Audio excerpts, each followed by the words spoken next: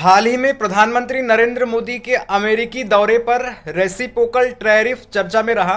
तो जैसे कि पता होगा कि अमेरिका के राष्ट्रपति डोनाल्ड ट्रंप ने प्रधानमंत्री नरेंद्र मोदी को स्पष्ट रूप से मुंह पे कह दिया कि भारत टैरिफ किंग है और हम भारत के ऊपर रेसिप्रोकल टैरिफ लगाएंगे।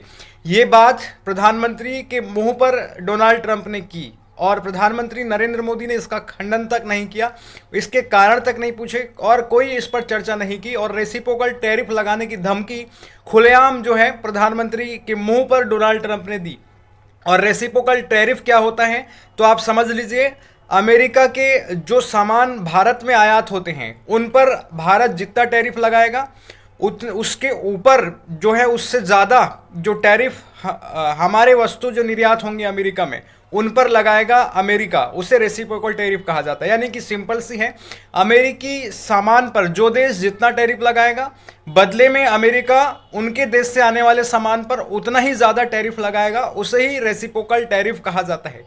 इससे होगा क्या, भारत को इससे घाटा होगा। भारत अब जितने भी वस्तु अमेरिका में निर्यात करेगा तो वहाँ भारत की वस्तुओं पर ज़्यादा टैरिफ लगाएगा अमेरिका, ज़्यादा रेसिप्रोकल टैरिफ लगाएगा अमेरिका, जिससे वहाँ पर भारत की वस्तुएं महंगी हो जाएंगी और वहाँ के लोग भारत की वस्तुओं को नहीं खरीदेंगे और फिर भारत का निर्यात अमेरिका में कम हो जाएगा और भारत को नुकसान होने लगेगा, भारत को घाटा होने लगेगा।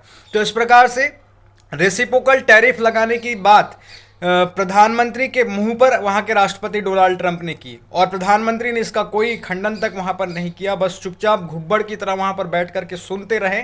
और ये भी जो है डोनाल्ड ट्रंप ने कहा कि ब्रिक्स देश जो है ज़्यादा टैरिफ लगा रहे हैं और मैं ब्रिक्स देश के खिलाफ जो है ज़्यादा से ज़्यादा रेसिप्रोकल टैरिफ लगाऊंगा। ऐसी धमकी डोनाल्ड ट्रंप ने सीधे प्रधानमंत्री मोदी के सामने दी। प्रधानमंत्री मोदी की कोई वहां पर बोली नहीं निकली, बोलती बंद रही। और इसी प्रकार से अभी जो F-15 जो वहाँ पर विमान है उसका सौदा करके प्रधानमंत्री मोदी आ चुके हैं और जबकि इन विमानों को वहाँ के एलन मस्क ने जो है कबाड़ बता दिया है। तो ऐसे कबाड़ फाइटर जेट विमान जो है खरीदने में लगे हुए हैं प्रधानमंत्री मोदी डोनाल्ड ट्रंप के दबाव के कारण। बताइए, इतने बड़े देश का प्रधानमंत्री वहाँ पर डोनाल्ड ट्रंप के सामने झुकता हुआ नजर आया, कोई भी बात का खंडन नहीं कर पाया। और एक ढंग का सवाल जब उनसे पूछा गया अडानी मामले पर तो उस पर भी वसुधैव कुटुंबकम की बात करने लगे। अडानी भ्रष्टाचार मामले पर वसुधैव कुटुंबकम जैसे शब्द वहां पर क्यों बोला गया, क्या अर्थ था उसका, आज तक समझ में नहीं आया।